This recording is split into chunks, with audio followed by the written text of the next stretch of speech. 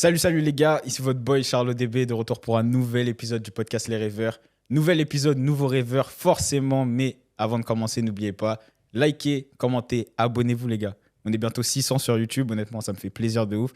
Donc venez on continue là, je peux plus m'arrêter. Donc abonnez-vous et générique. I don't dream when I'm asleep. I dream when I'm wide awake. That's the difference.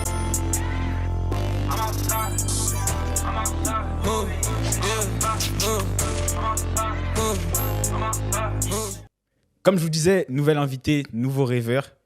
Aujourd'hui, je reçois un combattant de MMA, l'homme qu'on appelle Mr. Yes Sir. Il est à ma droite aujourd'hui, 4-0, que des soumissions en plus. Expert du Rear Naked Choke, j'ai vu ça en regardant tes combats au YFC. Monsieur Obed qui est là. Comment ça va, gros? Ouais, ça va bien. Et toi? Ça va. Enchanté de t'avoir. Tu vas voir, tu vas comprendre très vite. Moi, j'aime bien commencer les podcasts en disant comment j'ai rencontré l'invité. Okay. Et il faut savoir que moi, j'ai rencontré ton management avant de te rencontrer toi. Et c'est une belle anecdote pour les gens qui suivent beaucoup le podcast et qui sont habitués. J'étais parti au combat Baki Doumbé à Bercy. Et j'ai croisé Zélim qui venait du Luxembourg avec le même pull que tu avais là, Deshi Management. Ouais.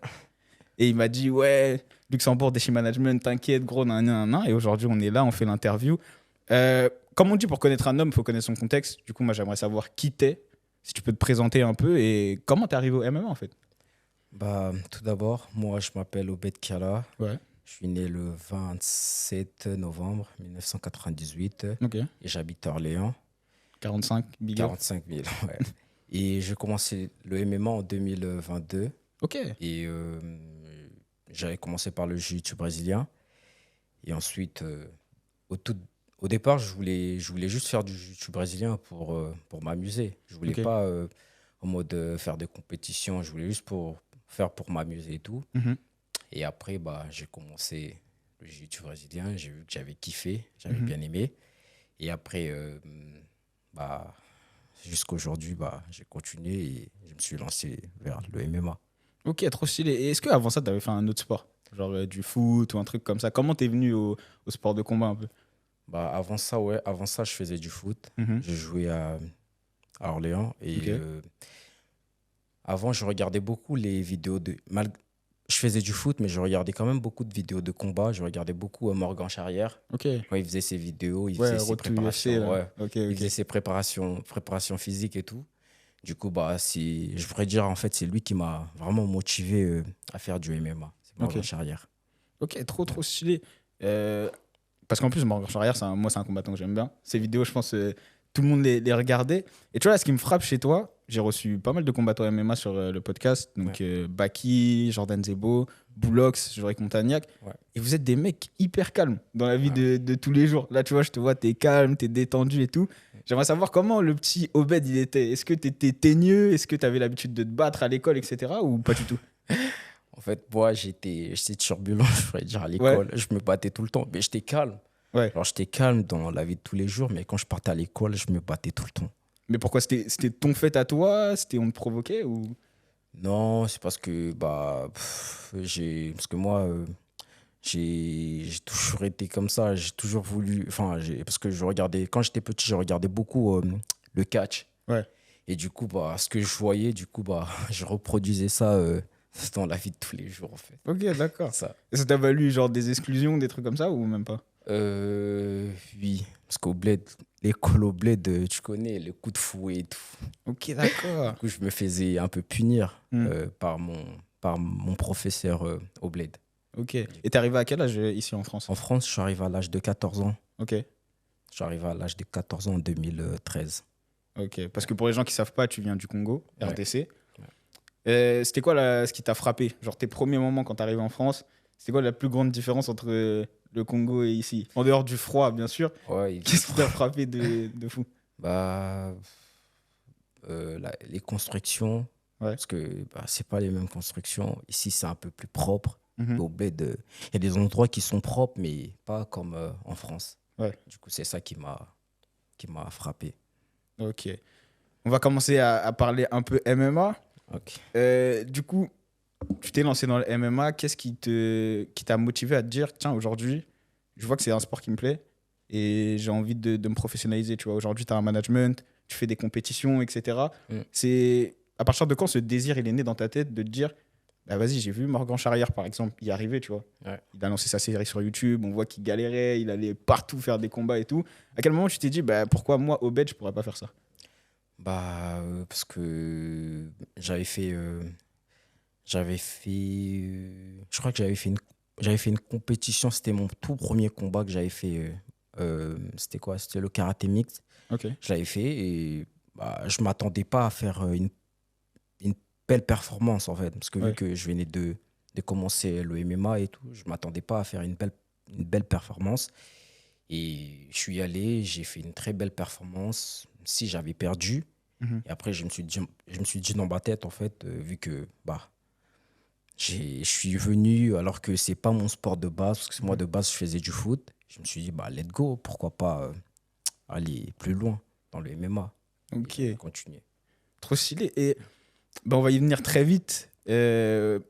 Tu vois, en préparant l'interview, je t'ai vu au YFC, tu vois. Ouais. Et on va pas se mentir, c'est des conditions quand même, les gars, rocambolesques pour aller se battre. Tu vois, moi, le premier combat que je vois, vous êtes là, vous êtes dans la boue Dans la boue. et tout, en train de vous bagarrer. C'est quoi la sensation quand tu vas en combat? Tu vois, par exemple, tu as commencé il y a pas longtemps, mine de rien, tu vois, 2022, Ouais, sans dire que 2022, c'était hier, c'est il y a 2 ans. Mm. Est-ce que cette expérience-là, qu'est-ce qu'elle t'a apporté? Déjà, elle m'a apporté de la visibilité et aussi par rapport au stress, ça m'a permis à gérer mon stress parce que c'était c'était mon tout premier combat où il y avait du monde, où il y avait des gens qui pouvaient me regarder dans la télé et tout. Mm. J'ai stressé et tout. Et après, quand j'avais fait quoi? J'avais fait mon tout premier combat chez Ibra, j'avais perdu Mm. face à Cobra. Et après, par rapport à ça, j'ai pu gérer mon stress et voilà. Ouais, non, parce que c'est quelque chose, hein, mine de rien, tu vois.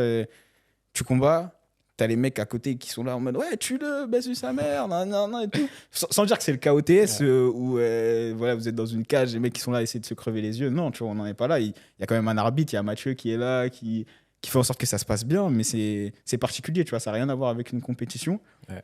Et tu as parlé d'un truc important, c'est la visibilité aussi. Mm. Tu vois, en consultant ton profil et tout, je vois que tu fais des efforts. Dans le Ouais, sens je où, faisais tu du sais, c'est sport, très ouais. propre. Tu vois, Ouais. ton Insta, comment il est présenté, etc. et tout. Est-ce que c'est ton management qui t'aide à faire ça ou c'est toi, tu vois, tu te dis, je sais qu'à ce niveau-là aussi, il y a des opportunités dans les sports de combat. Tu vois, le MMA, ça commence à grossir en France.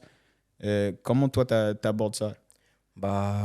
Avant, je mettais un peu tout en désordre comme ça. Depuis que je suis avec mon management, là, mon Insta, je pourrais dire, ça s'est approprié un peu. Et voilà. Parce qu'avant, je mettais un peu tout en désordre comme ça. Je mettais des vidéos comme ça. Et depuis que je suis avec mon management, tout est plus professionnel. Je dirais ça, ouais. Ok. Et moi, j'aimerais que tu m'emmènes quand même, avant de passer à autre chose, sur les coulisses chez Ibra. Tu vois, comment ça se passe? Est-ce que l'adversaire, tu le connais combien de temps à l'avance, par exemple? Chez Ibra, En fait, chez Ibra, quand tu vas là-bas pour combattre, tu connais pas ton adversaire. Tu le Ah, c'est le connais jour J, tu le découvres? Ouais, tu le connais, ouais. Tu le découvres le jour J du combat. Ok. Et c'est comme ça chez Ibra. Et par exemple, par rapport à une vraie compétition ou un vrai combat, tu vas savoir ton adversaire, tu fais un training camp pour te préparer. Qu'est-ce qui s'y change, tu vois? Parce que, sans dire que c'est une bagarre, tu vois, ça reste très... Moi, je t'ai dit, c'est un truc de ouf. Hein. Vous allez vous battre sur des city-stades, terrains, etc. Ouais. T'as fait combien de trucs là-bas? 4 combats? 5 combats? J'ai fait 5 combats, 4 victoires pour une défaite. Ok. Ouais. Bravo à toi, en tout cas. Hein. Merci. C'est courageux de fou. Merci. La semaine prochaine, grosse échéance, Ouais. 29 novembre, Ouais. à Rouen, Kinder Arena, qui c'est peut-être l'arena la plus grande dans laquelle tu as combattu jusqu'à présent, non? Oui. Comment on sent là, une semaine du combat? Comment tu as préparé ce combat là déjà? Là, je suis en forme, j'ai hâte. Ce que j'attends juste, le jour J pour aller en découdre. Là, je suis vraiment en forme, je me suis bien préparé avec mon coach, mon préparateur physique Islam. Et on se prépare bien. Là, je suis vraiment en forme en tout cas. Je suis en forme. Ouais. Et c'est l'AEC, L'AEC, ouais. grosse organisation. Sans dire que tu commences à mettre un pied dans le milieu, là, ça va changer. Est-ce que tu appréhendes ça un petit peu? Ou pour toi, c'est un combat comme un autre? Genre, tu te dis, là, c'est tout droit, en fait. Moi, peu importe qui on met sur ma route, il faut que je gagne, et puis c'est tout. Ouais, oui, moi comme mes entraîneurs, ils savent comment je suis. Bah, moi, peu importe l'adversaire, peu importe qui il est, bah, moi, je prends et je fonce pour la victoire. C'est ça. Ok, tu vois, ça tombe bien que tu parles de ton adversaire. J'aimerais que tu me parles un peu de lui, tu vois. C'est qui ton adversaire et comment tu as préparé ce combat et comment tu le sens? Bah, mon adversaire, je connais pas qui c'est. En plus, c'est un remplaçant normalement. C'est un Ouais. remplaçant de Xavier. Lui, bah, il a refusé je crois deux combats comme ça. Il a refusé. Mhm. Et bah, mon adversaire, je connais pas qui il est, mais peu importe pour moi. C'est le fight. J'essaie de rester concentré sur le combat et let's go pour la victoire, pour le 5-0, quoi. 5-0, yes Ouais. sir, comme tu Yes, dis. sir. Yes, sir. Yes sir, comme tu dis. Yes, sir. Comment, tu vois, à une semaine du combat, comment tu... C'est quoi là les derniers préparatifs? Est-ce que c'est au niveau du poids? Parce que là, tu as pu faire d'entraînement lourd, tu vois, les sparring lourds, c'est terminé. Mm. Tu vas pas prendre le risque de te blesser à une semaine de ton combat. C'est quoi les derniers ajustements, j'ai envie de dire, que tu prépares là? Les derniers ajustements, c'est que bah, là, actuellement, je travaille plus sur du technique. Mhm. C'est vraiment de travailler sur du technique. J'essaye pas de m'épuiser parce que là, mon combat, il est dans une semaine. Du coup, bah, je travaille plus sur les techniques. J'essaie de. Ouais. D'accord. Et c'est qui t'accompagne dans la vie de tous les jours? Tu vois, tu as parlé d'Islam, ton coach. Mm. J'ai vu que tu étais passé aussi un petit peu par le MMA Factory. Ouais. Comment justement quand on a un combattant comme toi, ambitieux, qui a envie de devenir pro, comment tu t'entoures un petit peu pour ben, pouvoir atteindre tes objectifs, tu vois? Comment tu sélectionnes tes coachs? Comment tu sélectionnes les gens avec qui tu travailles? Ok, bah, je, avec mon management, Ouais. c'est eux, ils s'occupent de moi. C'est eux, ils s'occupent enfin, dans tout ce que je fais. C'est eux, ils sont là, ils m'accompagnent, bah, ils sont là pour moi, quoi. C'est eux. Ok, donc c'est eux qui prennent vraiment en charge Ouais, cette ils prennent partie-là, vraiment en charge, training ouais. camp, etc. et tout, pour toi te décharger de la pression, je dirais, Ok. et même du stress, tu vois, que ça peut Ouais. engendrer, tu vois, te dire comment je vais m'entraîner, etc. Et c'est bon à savoir en vrai, tu vois. Ouais. Parce qu'il n'y a pas beaucoup de combattants amateurs qui ont je dirais, ce niveau déjà de professionnalisation autour d'eux. Mm. Et c'est une bonne chose à avoir. Moi, j'aimerais te demander, c'est quoi tes motivations? Tu vois, on va pas se mentir, le MMA, déjà, c'est un sport dur. Ouais. C'est pas tout le monde qui y arrive, et je te dis Ouais, pas que c'est ce que je te souhaite, loin de là. Mais comment tu restes motivé? Tu vois, par exemple, moi, j'ai créé mon podcast, etc. et tout. Ouais. Les vues, des fois, c'est chancelant. Il y a des vidéos, tu vas faire beaucoup de vues, d'autres vidéos, tu vas faire moins de vues, malheureusement. Mais c'est toujours le même investissement. Et je sais, moi, ce qui me reste motivé, tu vois, qui me laisse motivé. Toi, c'est quoi tes motivations? C'est quoi qui te fait te lever tous les matins pour te dire, vas-y, je suis motivé, je vais y aller? Bah, moi, je dirais que c'est ma mère un peu, hein. Ok. Ma mère, parce que bah, j'ai envie qu'elle soit fière de moi et je dirais que c'est ça ma motivation, en fait. C'est Ouais. plus ma daronne. Voilà, ouais. Je dirais que c'est ma daronne, ma mère. Ouais. Ouais. Et elle est avec toi ici, ta mère ou... Oui, elle habite à Paris. Elle habite à Compiègne. Ok. Bah, dédicace à la maman. Hein. Ouais. Dédicace à la maman. Est-ce qu'elle va venir te voir combattre la semaine prochaine ou pas? Non, je pense pas. Ouais. Pense pas. Ouais, je pense que ça va plus être pour les prochains combats, d'autres combats après qui vont revenir. Je crois qu'elle sera là, mais celui-là du vendredi 29, je pense pas qu'elle sera là. Ok. Et du coup, c'est quoi un peu le regard de ta famille sur ça? Tu vois, genre, ils te voient là aller combattre, etc. et tout, frères et sœurs et tout, qu'est-ce qu'ils en pensent? Au tout début, je me rappelle, au tout début, ils n'étaient pas d'accord avec moi. Ils n'étaient pas d'accord, même mais la première fois, au tout début, quand j'avais dit ça à ma daronne, elle voulait pas. Carrément, elle a pleuré. Ah ouais? Oui. Et moi, je lui ai dit, maman, t'inquiète, c'est comme ça, je sais où j'y vais, voilà, je vais aller loin. Fais-moi confiance. Je lui avais dit ça. Et ça a suffi pour la convaincre? Ouais. Ok. C'est Mais non, mais ça veut dire là, t'es obligé de ramener des victoires, tu vois, pour la rassurer, etc. et tout. obligé. Putain, mais tu vois, c'est stylé ce que tu dis, genre. Parce qu'on va pas se mentir, tu vas combattre, etc. et tout. Ça peut être inquiétant, tu vois, pour tes proches. Ouais. Genre, les gens, ils peuvent te voir en fou. Tu vois, moi, je sais, par exemple, par rapport au podcast, des fois, je croise des potes à moi, ils se demandent si, à côté de ça, je travaille dans la vraie vie, tu vois. Genre, ils se disent, j'ai vu un pote à moi la dernière fois, il m'a dit, ah, tu travailles à côté, c'est bien, gros, t'as raison. Tu vois, en mode, tu peux pas mettre tous tes œufs dans le même panier et juste suivre ta passion, tu vois. Est-ce que toi, t'as déjà eu des réflexions comme ça, en mode, ah non, vas-y, Obed, c'est un rêveur. Lui, il me parle de l'UFC, il me parle de machin. Et Ouais. tu sais, des paroles qui peuvent être décourageantes, mine de rien. Ouais. Oui, si, j'ai des potes à moi qui m'ont dit ce genre de trucs, mais sauf que moi, en fait, moi, je suis quelqu'un, dès que j'ai un truc dans la tête, même si tu peux me parler comme tu veux, ça va rentrer par là, ça va sortir par là. Ouais. Du coup, dès que j'ai un truc dans la tête, bah, je vais le faire. Bah, c'est ça. Je suis vraiment, j'ai un mental enfin, j'ai vraiment un mental de fou furieux. Ouais. C'est ça qui me motive, enfin, c'est ça qui me garde, bah, qui me garde jusqu'à là où je suis actuellement. Et tu dirais, Vraiment, c'est j'ai un quoi mental de fou. qui t'a forgé ce mental, genre? Est-ce que c'est des moments dans ta vie que t'as vécu? Ouais, je pense. Ouais, c'est des moments. Ouais, j'avoue que. Enfin, je pourrais pas dire tout. Je pourrais pas dire en mode. Genre. Ouais, tout est beau. J'ai vécu des moments difficiles quand même. J'ai vécu des moments difficiles. Sauf que j'en ai parlé à personne. Parce que moi, en plus, je suis quelqu'un. Même quand je traverse des moments difficiles, Hmm. je dis à personne. Je préfère galérer en mode tout seul que d'aller dire à tout le monde que ouais, j'ai ça, je me sens pas. C'est ça qui m'a forgé.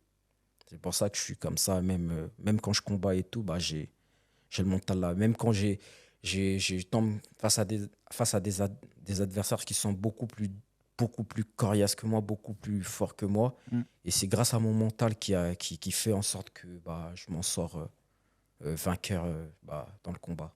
C'est ça. Ok. Tu vois ce que je dis, c'est attesté, tu vois, dans le sens où je l'ai vu dans un combat au YFC, tu vois, c'est ton deuxième combat, où Ouais. tu vois une décision où vous Ouais. combattez avec un mec, Ouais. ça dure longtemps, etc. Et tout. Et je sais plus Ouais. si à la fin tu le soumets ou pas, mais tu dirais que dans ton sport, Ouais. dans ton combat, tu vois, ça t'aide d'avoir justement cette capacité, ces ressources mentales-là, pour te dire que tu peux puiser au plus profond de toi-même, et même dans les situations les plus compliquées, face à des gars coriaces, comme tu as dit, ça va te servir. Ouais. Ouais, c'était. J'avais combattu face à Kylian, je pense, Ouais. au YFC. Bah, il était vraiment fort, mais sauf que moi, j'avais un mental de fou. Bah, ça, j'avais un mental de fou. Bah, c'est ça qui m'a permis de remporter ce combat-là. Même, tu sais que des fois, c'est ça qui fait la différence, hein. Je dirais compétence égale, c'est celui qui le veut le plus. Tu vois, moi, j'aime bien John Jones, il a combattu il y a pas longtemps. Ouais. Et tu vois que ce mec-là, il a un mental, Ouais, il a un mental de il est fou. fantastique. Tu vois, quand il va voir Stipe Miocic qui lui dit, ouais, c'est la dernière fois que tu parles de mes enfants. Et l'autre, il lui dit, mais mec, j'ai jamais parlé de tes enfants. Genre, il invente carrément des choses, tu vois, pour se motiver. Est-ce que toi, t'en es là ou non? Quand même, tu Non, vas pas moi, jusque-là. non, pas à ce niveau-là, quand même. Ouais. Pas à ce niveau-là. La motivation de gagner, elle te suffit. T'as pas besoin de te créer plus Ouais, moi, de j'ai pas challenge que besoin ça. de. Enfin, je suis naturel, en fait. Je suis naturel et j'essaye pas de m'inventer une personnalité ou quoi que ce soit. Je suis naturel. Ok. Ça, ouais. Tu vois, t'as parlé du jiu-jitsu brésilien au début. Ouais. Et ça fait sens avec ton style de combat, tu vois. Ouais. Et là, je vais te dire un truc qui va peut-être outrer les gens, et ça, c'est pas grave, je m'en fous, c'est mon podcast, tu vois. Tu sais, d'habitude, c'est rare de voir des noirs spécialistes du sol, tu vois, il faut le dire. C'est plus un truc de mecs de l'Est, De etc. l'Est, et tout, tu vois, toi, t'es à fond JJB, au YFC, c'est soumission sur soumission. Sur tes combats, c'est soumission sur soumission. Tu dirais qu'aujourd'hui, c'est ça je dirais la force de ton game. Ouais, c'est ça, parce que. Ouais, c'est ça, parce que mon style je dirais mon style plutôt caucasien, parce que Bah, faut le dire, hein, faut le dire, c'est ça. vu que bah, mon management, c'est des Tchétchènes, mon entraîneur, c'est un Tchétchène, bah, j'aime beaucoup leur mentalité. Mhm. C'est pour ça, bah, je, je suis plutôt, enfin, je suis plutôt style. Et aussi, mon combattant préféré, c'est Khabib. Ok. C'est lui, ouais, c'est vraiment, c'est grâce à Khabib, en fait, c'est grâce à Khabib que, bah, aussi, j'ai pu développer en fait ce style-là de plutôt lutteur et tout. C'est grâce ouais, à Khabib Nurmagomedov. Et dans tes entraînements, du coup, tu vas être plus axé lutte JJB ou tu Ouais. vas tout travailler de façon générale? Bah, dans mes entraînements, je travaille plutôt, enfin, je suis plutôt, bah, dans mes entraînements, je fais beaucoup de sacs. Hmm. En vrai, je travaille pas vraiment le sol. C'est comme ça, c'est c'est venu naturel. naturel. Ouais, c'est naturel. Je travaille pas le sol. Par exemple, si tu viens là où je m'entraîne à Orléans, bah, Mhm. tu verras que je suis souvent assis à regarder des vidéos sur mon téléphone Ouais. et je fais beaucoup de sacs. Et voilà, le sol, c'est naturel. Vraiment, c'est Ok. vraiment naturel. Ouais. Du coup, t'es pas, je sais pas, t'as pas de ceinture genre marron, noir, de J'ai pas JJB de ou... ceinture. J'ai pas de ceinture. Ok. Et je dirais, je suis un faux. Je suis un faux. En fait, j'ai une ceinture blanche, mais je suis un faux blanc, quoi. Ouais, Enfin, je ouais. dirais ça, ouais. Ouais, comme tous les mecs du MMA, Ouais, quoi. voilà, c'est Vous ça. allez en compétition Ouais. ceinture blanche, alors que ça fait 6 ans que vous faites Ouais, c'est ça. vous roulez par terre avec tout le monde. Ouais. Et pour tout ça pour ramasser des trophées. Et justement, à côté de tes combats, est-ce que c'est des trucs que tu continues à faire, ça, par exemple? Tu vois, des compétitions Oui. en JJB et tout, des open mat et tout? Oui, je continue toujours à faire des compétitions de grappling, que ce soit des fois quand j'ai pas de combat par exemple, bah je fais des compétitions de grappling. Dernièrement, j'avais fait les, je crois que championnat de France Ok. en nogi, je crois, ouais, et j'avais perdu par disqualification parce que j'avais slamé un mec et du coup j'étais disqualifié. Ok. Tu vois, tu as parlé de Khabib. C'est qui un peu tes combattants préférés, tu vois? Moi, Les gars que tu regardes le plus et ceux de qui tu t'inspires. Et pas forcément, tu vois, dans la cage. Ça peut être aussi des mecs hors de la cage, dans leur communication, dans leur style. moi hors la cage, je dirais Khabib. Bah, dans la cage, c'est Khabib aussi, hein. Ouais, 100%. Hein. ouais, c'est Khabib, 100% Khabib. Il n'y en a pas d'autres, tu vois. Tu as parlé un peu de Et Morgan après, il y a Charrière. Khabib, il y a Morgan, Ouais. Morgan Charrière, il y a aussi Chimaev. J'aime beaucoup Khamzat Chimaev. Et qui encore j'aimais bien Zabit. Ouais. Zabit Ok. Magomed Sharipov. Ouais. Ok. Il était bon lui aussi. Je l'aimais bien. C'est Ouais. clair. Il était bon. Et on va y venir très vite, tu vois. Ici, j'aime bien dire, on est dans le podcast Les Rêveurs. Ouais. Le nom est dans le titre. C'est quoi un peu les rêves et les objectifs d'Obed? Bah, moi, mes rêves, bah, c'est d'aller loin, c'est d'aller à l'UFC. Ouais. L'UFC ou PFL, je sais pas. Et mon rêve, c'est d'aller loin, en tout cas, soit l'UFC ou PFL. C'est ça mes rêves et mes objectifs. Ouais. C'est ça. Est-ce que tu as des combattants dans ta catégorie de poids que tu te dis, putain, lui, je me verrais bien l'affronter un jour? Des gars comme ça où tu te dis, un combat entre lui et moi, ça pourrait être stylé. Déjà, à l'AEF, il y a Ah, La là, tu vois, ceinture. c'est le moment. Hein, si tu as des mecs à À call out, tu vois, l'AEF. tu regardes la caméra juste là. Ok. Là, déjà, à l'AEF, il y a Samba. Il a la ceinture de moins de 61 kilos. Ok. Bah, j'aimerais bien l'affronter hein, pour la ceinture. Hein. Ça serait énorme pour moi. J'aimerais bien affronter Samba pour la ceinture. Et voilà, moi, je risquais la ceinture, en fait. La ceinture. Ouais. Est-ce que tu aurais déjà un game plan pour lui? Genre, tu sais de quelle façon tu pourrais le battre? Ouais, après, tu le lui, regardes combattre? c'est plus c'est un striker, Samba. Ouais. Et moi, je suis plus un lutteur. Bah, je pense que je vais essayer de l'épuiser, hein, de faire ce que je sais faire de mieux. Bah, Ouais. Et tu penses que lui aussi, il peut prendre son étranglement arrière ou pas? je pense, hein, c'est inévitable. C'est inévitable. Inévitable. Inévitable, carrément. Ok. Bah Inévitable. écoute, le call-out est lancé. La magie des réseaux, ça fait que lui aussi, il va pouvoir le voir. Donc, hey. Personne ne s'esquive. Hein. Il n'y a que les montagnes qui se croisent pas, comme on dit. C'est ça. À côté de ça, tu vois, c'est dans le paysage, je dirais MMA français. Est-ce que tu as aussi des combattants genre, qui t'inspirent aussi, tu vois, en dehors de Morgan, tu vois, genre, par exemple, je sais pas si Regan, sa bonne attitude. J'ai vu William Gomis dernièrement qui a fait une grosse presta à l'UFC. Est-ce que tu as des combattants comme ça que tu regardes aussi un petit peu? Oui, moi, c'est PSD, Benoît Sandni. Ok. Il y a Faresiam. Moi, Ouais. j'aime beaucoup son style, son Un gros striking. KO hein, qu'il a mis en plus. Hein. J'aime beaucoup son striking. Il y a aussi. Il y a qui encore? Il y a Benoît Sandni, Morgan Charrière. Bah, il y a Cyril Gane aussi. J'aime beaucoup son style. Ouais. Est-ce qu'il y a des affiches que tu aimerais voir entre combattants, tu vois, des gros combats, tu vois? Moi, je rêve toujours de voir John Jones Ngannou. Je sais pas si ce sera possible un jour. Est-ce que toi, tu as des affiches comme ça qui te... Moi, c'est John Jones Ngannou aussi. Parce que moi, je voulais vraiment voir ce combat-là. Bah, malheureusement, ça s'est pas fait. Bah, j'étais un peu déçu, quoi. Tu penses que qui gagnerait un combat comme ça, John Jones Ngannou? Je dirais plus John Jones. Ah ouais? Par son expérience, je dirais. Parce que John Jones, quand même, il a beaucoup plus d'expérience Dans la cage. dans la cage que Francis Ngannou. Même si Francis, c'est un combattant qui est très, très dur. Mais je dirais plus, je donnerais la victoire à John Jones. Hein. Ouais. Ok. Putain, moi, je vois bien Francis le taper. Hein. Sans te mentir, Ouais. le toucher fort. En fait, c'est pas que je vois bien, c'est que j'aimerais bien, je pense. J'aimerais bien parce que, vas-y, Camerounais, Francis, on est ensemble, forcément. Mais j'aimerais bien. Après, est-ce que ça se fera un jour? On sait pas. Tu as parlé d'un truc hyper intéressant, c'est l'expérience de la cage. Ouais. Tu as beaucoup de combattants qui en parlent. Est-ce que tu le ressens ça? Par exemple, quand tu affrontes d'autres gars qui sont peut-être plus expérimentés que toi, tu sens qu'ils ont plus d'expérience. Et comment ça se traduit, tu vois, pour les gens qui sont un peu novices du MMA, il y en a beaucoup sur la chaîne. Comment tu pourrais leur expliquer l'atout que c'est d'avoir de l'expérience dans la cage dans un combat?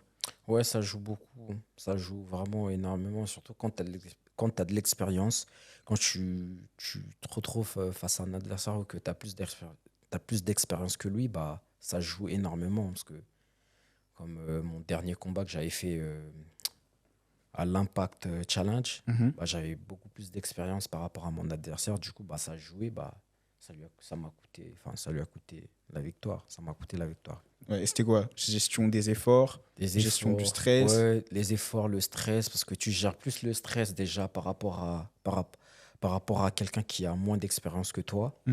Et bah, il y a tout ça, il y a aussi les efforts, il y a plein de trucs, il y a plein d'autres trucs. Ouais. Ok. Moi, j'aimerais te demander, tu vois, on va se plonger un peu dans le bain. Ok. La semaine prochaine, tu vas combattre. Ouais. L'avant-combat, c'est quoi qui est un peu dans la playlist d'Obed? Est-ce qu'il y a du Fally en tant que Congolais ou t'es même mis à la musique coca? C'est quoi que t'écoutes un peu avant les combats? En fait, moi, je suis quelqu'un, j'écoute un peu de tout. Moi, j'écoute de tout. J'écoute du rap américain, j'écoute du rap français. Bah, je mélange tout, moi. Je Ouais. mélange tout. Et t'as un son d'entrée ou pas?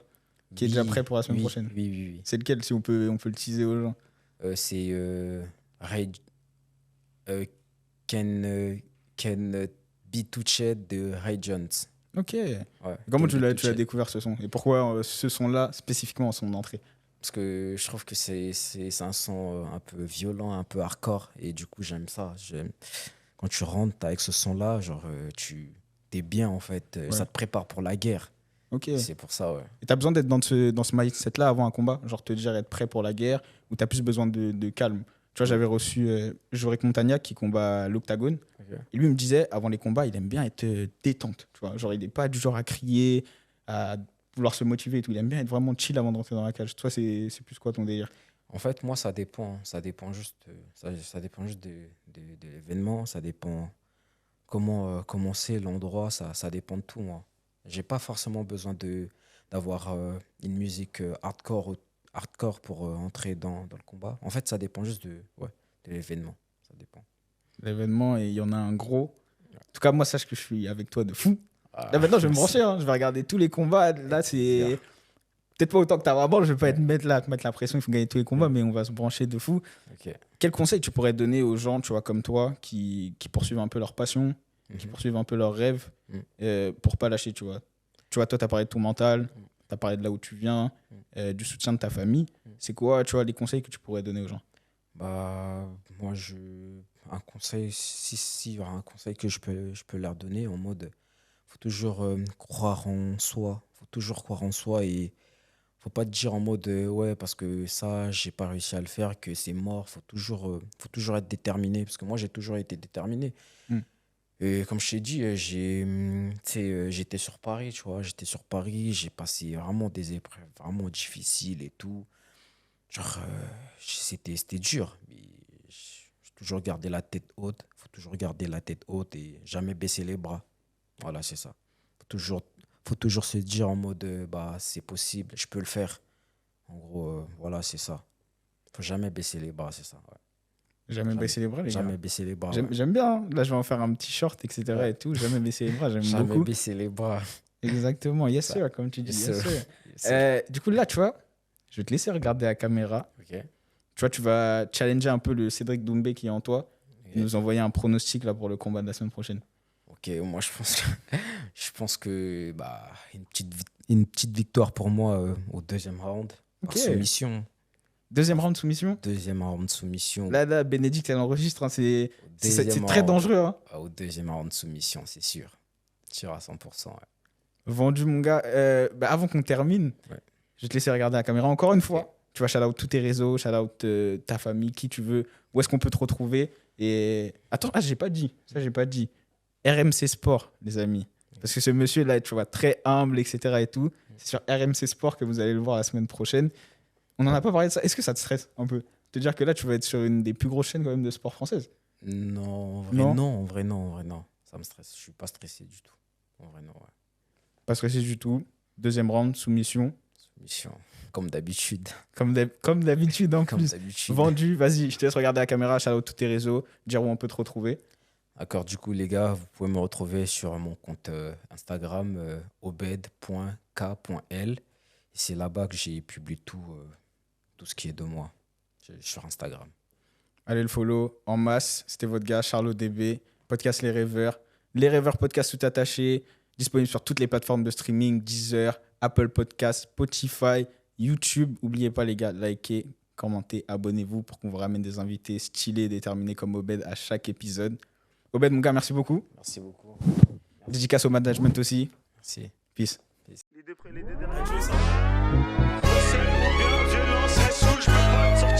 Je peux me faire prendre pour recel ou bien violence, elle saoule, j'ai pas de sortir à Schlawa.